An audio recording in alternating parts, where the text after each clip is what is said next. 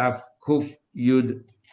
It's a Sunday's Daf, which is Daf Kuf Yud Dalet. So we just established in the Gemara before. Rav Ashi says, "How do you know that you're not allowed to eat basar v'cholov?" Rav Ashi says because it says in the pasuk that anything which is an abomination do not eat, and basar v'cholov obviously is an abomination. That's why you cannot eat it. And then he says, "And how do you know that you can't have any hanav?" We follow Ravu that lo ya'achol means don't have any hanav. So you want to ask a question. I'm going to ask you a number of questions, says the Gemara, where there are abominations that you're allowed to eat. You did something wrong, you did an Aveda, and yet you're permitted to eat it. For example, says the Gemara, first thing, but Ma'aseh Shabbos. You're not allowed to cook on Shabbos. But if you did cook on Shabbos, the food is permitted. We had a whole big machlekes, three opinions, Mark Suvas, a little bit of it here in Chulin earlier, and whether, if you did it b'sheigig, b'mezid, at the end we say that, like Rabbi Yehuda, if you did it b'mezid, you, the owner, the one who did it, can never eat it, but everybody else can eat it, Motzei Shabbos. It's only Rabbi Yechon Sandler said that nobody can eat it because it becomes asa. But Rabbi Yehuda, which is halacha, says everybody else can eat it. Why? It's a te'eva, abomination. Said Gemara Litzu, it's a te'eva. On Makros, there's exception. We have a pasuk ki kodesh he lochem. He kodesh. The day is holy, but the ein ma'aseh kodesh. But the activities are not. The outcome of the activities are not holy, which means if you make food or anything else on Shabbos, you could enjoy it. So okay, but that's about other te'evas. For example, chodesh b'shoid. If you plow with a shayach hamar, you did klayim, which you're not allowed to. Or v'toiset pipora, you're not allowed to muzzle the mouth of the potter while they're plowing, and you did. Okay, so the Veda was happening while they're plowing. The Dodge barn they were threshing. Litzru l'chayde. We should say that crop should be forbidden. Because Teva, you did Teva. According to Rav Ashi's logic, says the Gemara, no. Hashta now. Shabbos, the Chamida. Shabbos is so stringent, you get skila and so on, myself, Mr. Tony. Yet if you cook in Shabbos, it's permitted to eat. Hani lekoshken. So surely these ones here, which are much lesser Avedas, surely whatever the outcomes of your Aveda does not become awesome. Says the Gemara, fine. What about klayes royim litzru? What about if you make klayim? If you make klayim, you're not allowed to make klayim. And if you did make klayim, the din is that you're allowed to eat it. So l'chera, why you're allowed to eat it? It should be usher. And we don't throw in here about Shabbos because this is very different than Shabbos. Shabbos, the avera is you're not allowed to cook. And the Aveda is not the food that you cook. The food is kosher. The Aveda is that you're not allowed to cook. So we ask, let the result of your Aveda be usher. So we answer, the trader says no. And then anything which is similar, like the plowing of the cows. The crop itself is not usher. It's the activity of plowing with a muzzled mouth or climb there. So we say, we learn from Shabbos that it's the food itself, the crop is permitted. But over here in Klai Yisrael, the food itself is the Avera. The Avera is you're not allowed to mix two seeds together, and you did. So maybe since this itself, it's a chefze, the object itself is an Avera, maybe it should be also to eat. And yet, the Kalai is Royim, should be also the Hati Afterlachu, and it says it's a Teva. So how come you're allowed to eat the end result of climb? So the Gemara Medigol Rachmon, since the Torah clearly says it got to be Klai Kerem. When it comes to Klai Keren, the Torah says we are worried when it comes to when you mix grains, let's say, with vines, grapes. Over there, we say that it says the pasuk pen tikdash, that you have to be very careful with your grapes and so on and so forth. That because maybe pen tikdash, because maybe that will come holy, whatever you're producing over here. We know what holy means that you can't touch it, and we dash in what does tikdash mean? Pen tukash. Took an age. A fire has to burn through it and we learn out that if it grows, as we'll see soon, if it grows, if you grow there more than 1 or 200th of grapes and everything else with your mixture, it becomes asa, and you're not allowed to eat it. You're not allowed to eat it. Miklausa, the Torah clearly spells it out only when it comes to grapes. The klai is right when it comes to other klaim, even though it's forbidden to mix two seeds together. Sharu is permitted to be eaten. So we have a pasuk. Says the Gemara, how do you know? Now, the din by Klai Kerem is that not only you're not allowed to eat it, you're not allowed to have any benefit. So maybe what the pasuk there is saying is that only Klai Kerem, we are so stringent that not only you cannot eat it, you cannot have any benefit. But perhaps other climb, just mixing two seeds together, you're still not allowed to eat. Just you're permitted to have hana. You're not allowed to eat because it's te'eva, but it's different than grapes, so therefore you could have hana. Maybe that's a pshat. Maybe that's forbidden eating or hana. And klai is right. Says the Gemara, no. Iskish in the pasuk, it's written right next to Klaim Behemoth, in the very same pasuk where it talks about Klaim of seeds, it talks about Klaim of Behemoth. It says in the pasuk, Behemtecha leisarbia Klaim, Sadcha leisizra Klaim. Don't mix the animals together, and nor do you plant in your field Klaim. Is ma behemtecha, just like an animal. Hayoytse mimena muteris. If let's say you did mate two animals together, yet the offspring is permitted. You're allowed to use offspring, like a mule. Is av sadcha, so to your field. You shouldn't plant two seeds together, but if you did, it's permitted. We have a special pasuk that's totally. You're right. Te'eva should ban it, but because we have a pasuk to permit it, it's all right. Says the Gemara, the whole basis is because you're comparing mixing the seeds to mating the animals. Who told you you're allowed to have a benefit mating the animal? Maybe it's also forbidden. It's also te'eva. We have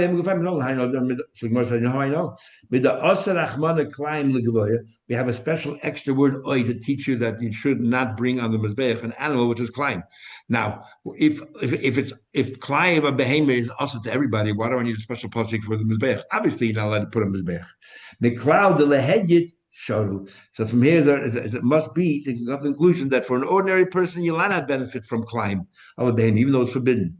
But not, and even though it's ta'eva, but there's a special pasuk that says it's permitted, only forbidden.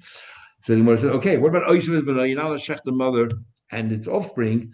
Let's say if you did litzer, why if you went ahead and you did it, you shouldn't have. You're allowed to eat it. Why? Let's say it's awesome. Says the Gemara, what's the problem with oishav b'no? It's not really inherently treif, because tomorrow, if you shech to the mother today, you can shech the offspring tomorrow, or vice versa. So it's only a question of mechusas man. He should have waited one more day. The concept of mechusas man is in the Torah regarding a korban that he should not shech the behemoth under 8 days old on the mizbeach. So again, if the Torah tells you that mechusas man is only forbidden for the mizbeach, oisas b'nai is like mechusas man, which means for an ordinary person, even though you shouldn't have done it, you're permitted to eat it. But that's like mechusas man, the head you should permitted it. Said you have to send the mother, which read this week's pasha. You have to send the mother away. Don't take the musikreim alabanim. To shoo the mother away. So l'chayda, if he didn't, litzer. Let's say that if he took the mother and the babies, let's say that the mother is usher. Let's say the mother is usher because he did it to Eva. Doesn't because what does the pasuk say? If you did it, shalech v'shalach haseim, you can remedy it by sending away the mother. Now l'chayda, if you can send away the mother and the mother is treif, you're not allowed to eat it. Somebody's going to find that bird and they'll shecht it and they'll eat it. So the traders are going to say that I'm going to allow a tray flying around and nobody would have a clue that it's not kosher. It can't be. No way the trader would say, go ahead and send it out and somebody's going to sin. Too bad. Okay, so this is all based on Rav Ashi's version. Where do you know basar b'chol forbidden? Says that another opinion. How do I know basar forbidden? It says the pasuk by Korban Pesach. It says al toichlun memenu. You should not eat it nor raw, bashul, mevushal, or cooked. Why the double talk? Bashul, mevushal, cook. Shein time mevushal. What's the Torah telling you? It's cooked. We already said bashul if it's cooked. Ma time mevushal. Why does it say mevushal cooked? To tell you there's another cooked item. There's another cooked item that you're not allowed to eat. There's another cooked item, that's like this, you're not allowed to eat it. What else is that? Basar b'cholav. And that is basar b'cholav, that you're not allowed to eat it. Another cooked item, meat and milk together, you're not allowed to eat. Rabbi Yechon said to the Shlokish, you came up with this new novel idea, but there's already established in the Bryce another idea altogether. Interesting expression. Ku'urazu, is it that me to you? Is it that Shoshana Rebbe, that what Rebbe said? Rebbe the Bryce gives another source and you don't like it, so you made up your own? What's wrong with Rebbe's source? What's Rebbe's source? It says in the pasuk, Loi Seichleno, it says in the pasuk, you should not eat it. It says in the pasuk that any psulei hamikdoshim, if you have a korban, and the korban became possible. It says you're not allowed to eat it. And what do you call it? You should not eat it, and so on and so forth. Why? It talks about Psule Mikdashim, a carbon that became possible. What do you do with it? You redeem the carbon. And then the pasuk says, but don't eat the blood. The blood you have to pour out. Now it's a million times in the Torah it says, don't I mean a million times. It says numerous times in the Torah you should not eat the blood. Allah others is going to come out, pour the blood out, spill the blood out. Why in the world the Torah say it again? Shouldn't eat it. So must be coming to teach you something else. That's not talking really about blood. So what are we segueing from a psuli mikdashim to what? There's something else you're not allowed to eat as well. Basa b'cholov hakasim davka basa b'cholov. How do you make that leap from psulin mikdashim that you shouldn't eat, which is redundant, but blood? It must be don't eat meat and milk. Well, how do you get to that? So Rebbe explains. Maybe it's some other reason. How do you know? Amrit, we say ulamad, go and learn. You deal mida Torah dashman. Go and learn from the 13 different methods that are Torah dashins. And the rule, one of the methods are davar halamed min yonai, something that you learn from context. What's Psulim Midashim talking about? You know what it's talking about? Bishnei minin. It's one animal, but it's like two separate animals. Why? Because this animal used to be a carbon, and now you redeemed it. And even though you redeemed it, so it's chulin, you can eat it, but in certain respects, you still have to treat it like kachin. You're not allowed to share its wool. You're not allowed to drink its milk. So you're not allowed to work with it. You're not allowed to work with it. So because you're not allowed to work with it, and these things, in certain respects, it's a carbon. Certain respects, it's chulin. So it's two different minim. And that's why Basa B'cholov is the same thing. Where else do you find an Isser is because two different minim. Klaim, all that says in Torah clearly, you don't need to this. So it must be, we're talking about Basa B'cholov. Avkam b'shnei minim, we're talking about two minim. Says the Gemara, Tracer says, that's not why it's 2 minutes. He'd rather say, because the Torah says, katzvi or ka'ayil, you're allowed to eat it like a deer and like a ram. So the Torah compares psuli hamagdoshim to two animals, a tzvi and an ayil. So that's what it means 2 minutes. So that's like Basa B'chol. Saying about imahi, so Rabbi Shlokish, so Rabbi Yechon said to Shlokish, what's wrong with this pshat? What do you have to come up your own?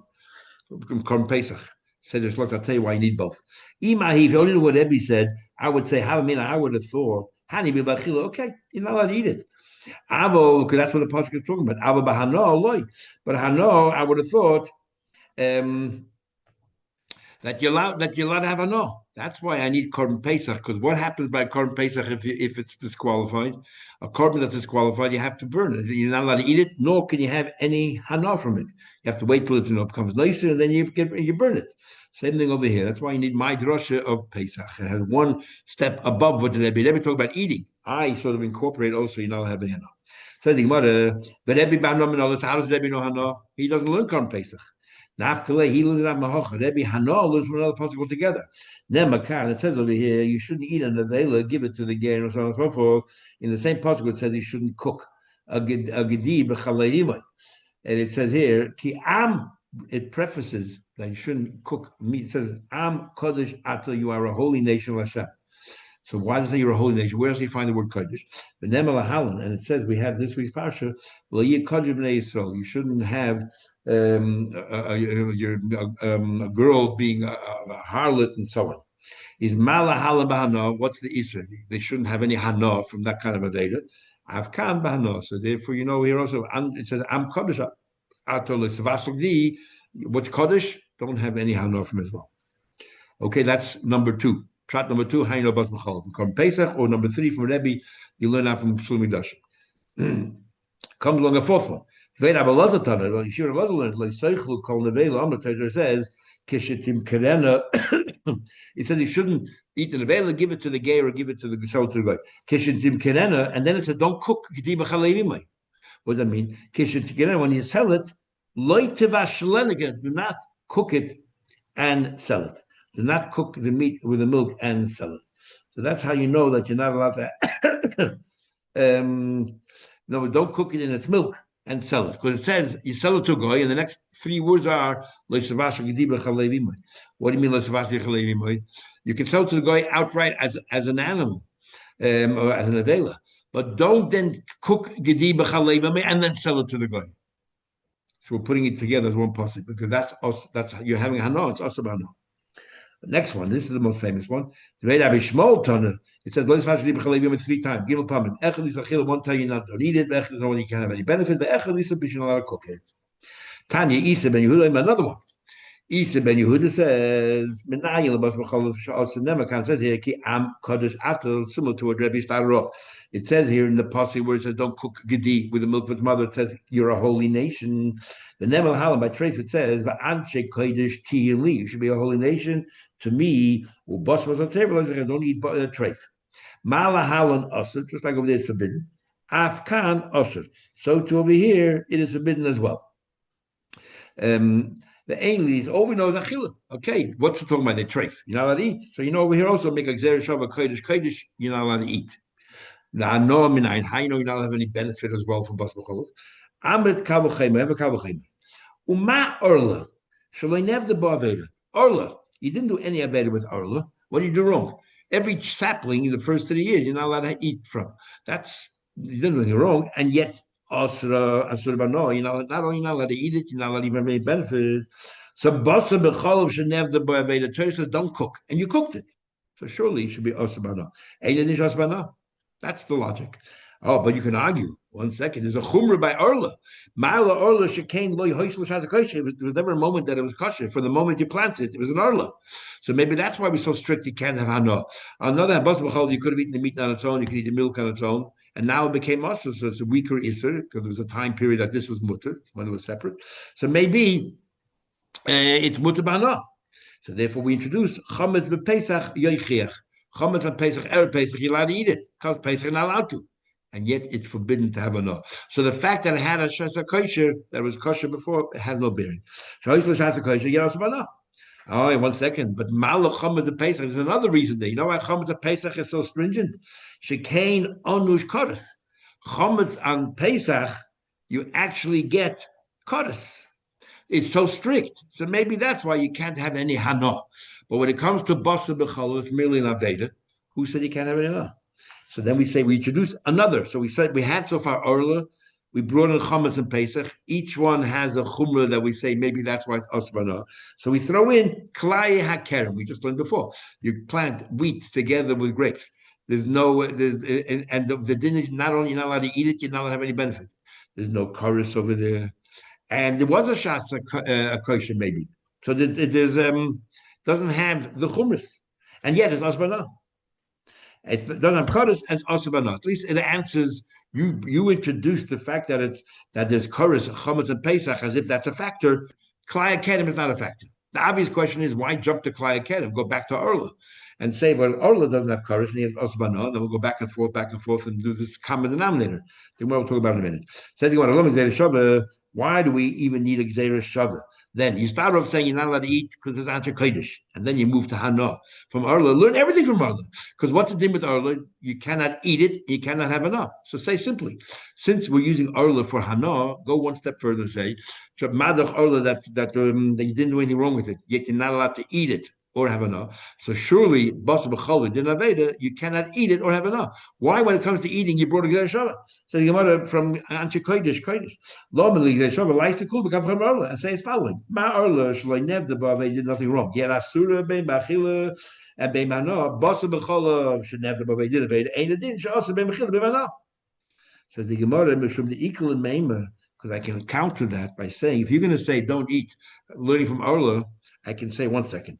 What about chodesh b'shoir the chamor? If you plowed with a shor chamor, you didn't have you did climb, you mix it together. Or chaysim part of a dashba, you muzzled the mouth of a cow and you plowed with it or an ox.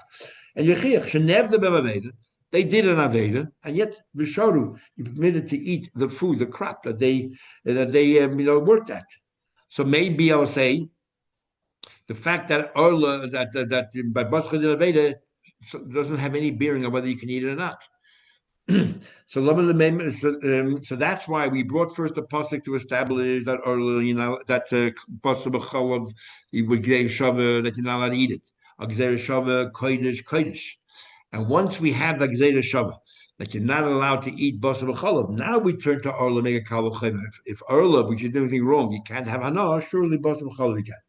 Says the Gemara, fine. But let me get back to what you said. You asked a question about Chametz and Pesach, maybe because it has chorus.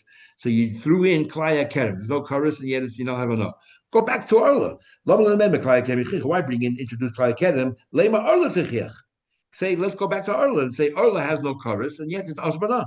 The Leheda did it. We'll go back and forth, back and forth. Arla has a chumrah that he did nothing wrong, and it's still Asa. And then we'll say, what do you call it? What do you call it? So, and then we'll jump to Chom Pesach. We'll say, oh, Chom Pesach has a chumrah because it's chorus, and so on. So we said, but Arla has a chumrah. It never had a moment that it was kosher. You can bring me Arla and say, what's that? Arla never had a moment that was kosher. On the other hand, Bas B'chol was kosher. So we throw in Chometz Pesach. It was kosher before Pesach, and yet it's also Asbana on Pesach. Oh, so Pesach is chorus. We'll go back. Arla has no chorus, and he has Asbana. Why introduce Klai Kedem? Says because we can say the Vela Techich. Because we can say then the Vela, if we went back and forth with Arla, we'll say, 1 second, you want to make Basar B'chol forbidden? Why? Look in the Vela, an animal that died, a carcass. Sha'asur b'achil is forbidden to eat, yet muter b'na. Not everything that you're not allowed to eat, automatically you're not allowed to have a treif. You can have enough from, you just can't eat it. So how do you know that Basar B'chol you can't have enough? That's why we had to bring in Klaye HaKerem, something else that's forbidden to be eaten, and you can't have enough as well. Or I think you made a big mistake here. This is what we say in the name of Reish Lakish. Kol mehatzad migufe parchinen. When it comes to a mehatzad, you go back and forth. You can only ask a question from the things that are involved in a mehatzad. You can't ask questions from outside, introduce new variables. So therefore, don't throw in the Vela. How does the Vela come in? We're talking about Klai. All we're focusing on is Orla and Chom Pesach. You can't say, oh, but look at the Vela. We're not talking about the Vela. So he said back to me, so he said, why Taka don't you learn a Mehatzad? You're right. So the question goes back. Why introduce over here a Maisa with Klai HaKerem? So you want to know why? Because the common thing between Orla and Chometz, you can ask a very interesting question. And that is, Malas has husband can do the karka, they both grow from the ground. Now, what's the relevance of that? Absolutely nothing. But because whenever you have a common denominator, you can find the slightest thing that they have in common, which the thing you're trying to learn doesn't have, and that's the end of the story. Even though what's might not come in it, no, not in it. You do the karka, who cares? What's that do with being also to eat or not also to eat? Doesn't matter. That's something in common. And Bas B'chalav is not. So now, even if you introduce Klai HaKedem, you still ask the same question. They all grow from the ground. Klai HaKedem can do the karka. Only the Morcha Ravashi, let me tell you another rule that Shlaki said. When it comes to Mahatzad, with the common denominator, Parchin and Koldu, the slightest question to have something in common that the thing you're trying to learn doesn't have it, then you can't do it anymore. Or Belayim Amrit, if you're trying to make a Kal V'chaymer, then you have to have a solid question. The question should be, you calling this a Kal, something lenient? It actually has a Chumrah. It has to be a strong question. Kal V'chaymer Pachin, Kol Dulay Pachin. You can't ask the Stamzay. So once you bring in Klai HaKerem and you're learning from a Kal V'chaymer, you can't tell me, but it grows from the ground. What's the relevance? We're learning of a Kal V'chaymer here, not because they have something in common. The Gemara asks, so okay, now let's ask a general question. Lukulu, Malukul, all three come from the ground. So you misunderstood. This is what Shlaki said.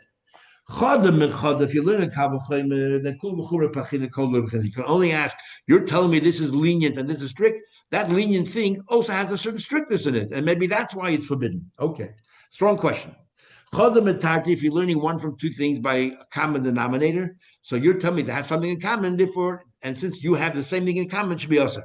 Then you can ask, 1 second, they have something else in common, no relevant to here, something relevant to here, but there's something in common which is you don't have. Maybe therefore you're not part of the group. Is the slightest question you can ask. Or when it comes to a third thing, and again you bring a kavachaymer. So it depends what you're doing with the third item. If you're going back to the concept of matzah, the common denominator, then Pachin Kodu, the slightest question is a good question.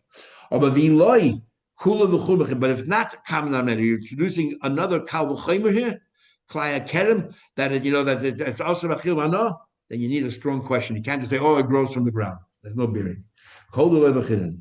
Says the Gemara, but I can still ask a question. The lifraich, why can't you ask? Okay, a solid question. You're talking about chumras and kulas. Klai HaKerem never had a shas hakosher. What do we mean by shas hakosher? Because right now the Gemara understands that klai kerem, what's forbidden, only the growth, the new growth. But that the seeds themselves, you could take it out of the ground and eat them, because that was kosher till now remains kosher. So what's also only the new growth? So there's no shas hakosher on that new growth. So that's a big chumrah. Maybe that's why you can't have any anah.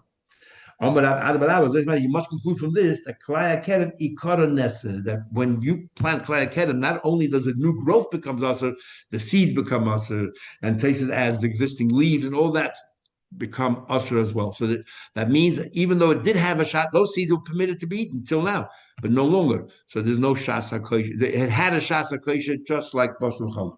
The Gemara just finishes here. In a minute, v'hoisa shas hakosh koydem hashrasha. So the Gemara just focuses on this little point here. The Gemara asks a question. Masin Rav Shmaya Bazin has a question. You're telling me that the seeds become usher as well. So therefore, the seeds had a time they were permitted. Let me ask you a question. It says, if you have a potted plant that had a puncture, and when you put it next to the ground, it sucks the nutrients from the ground. It's considered like it's attached to the ground. So if you're transporting this punctured potted plant across a vineyard, im hoisif masayim. The law is if a ratio of 1 to 200 of new growth came in from grapes, it asses the whole thing. So if it grew 1 in 200, asa, it is asa. So what's asa? Only hoisif, what grew, but not what was there originally. So we see that there's no shasa kosher. What was there originally is still kosher. What's asa? Only the new growth. Hoisif, only the new growth, yes, but not the previous growth. Omar Abaya answers, no, it depends. Today, Kroy, Omar Abaya, today, Kroy, the two psukim. One part of the Ksivit says, Pentikdash Hamalea, that the new growth, the Malaya, the new growth will become Osir. So it sounds clearly from the pasuk that what's Osir? Only the new growth. But Ksivit is another pasuk, it says, Hazara, the seeds become Osir. So how does it work? Okay, so look like this. Zerua Mikorai. If you planted seeds to be grapes, seeds next to the grapes, then bahashrasha, then the seeds themselves become usher, and therefore there was a shas hakosher. Zerua bo was already planted grains in a potted plant, and now you bring it over the grape area. Hoisifin, only the additional part, yes, but hoisif line. But if it didn't, then not. We'll just finish the sugi another few more lines, so you'll be a little bit ahead for Monday. Says the Gemara, Masnisin Deloike Haitana. Our Mishnah does not follow the following Tana. The Tanya, we learned elsewhere in the Braisa of Shimon ben Yehuda. That Shimon ben Yehuda says, in other words, our Mishnah holds that Basar B'Chalo is forbidden to have any benefit from. It does not agree with Shimon ben Yehuda. You know what he holds? You're not allowed to eat Basar B'Chalo. You're not allowed to cook Basar B'Chalo, but you are permitted to have benefit. Because he says, like we just learned before, you learn from treif. And treif, you're allowed to have benefit. You're allowed to sell. You're just not allowed to eat. Kodesh. So same here. He says, Mutabanosh. Remember, it says, Ki am Kodesh Atom, you're a holy nation. But never halal. My Torah says, Anshe Kodesh Tingling. Is Malahal and Osir Ba'achila Mutabanosh. It's like over there, you're not allowed to eat, but you're permitted to have benefit. After here too, Osir Ba'achila, you're not allowed to eat, but a Mutabano, you're allowed to have benefit. Have a good vach again.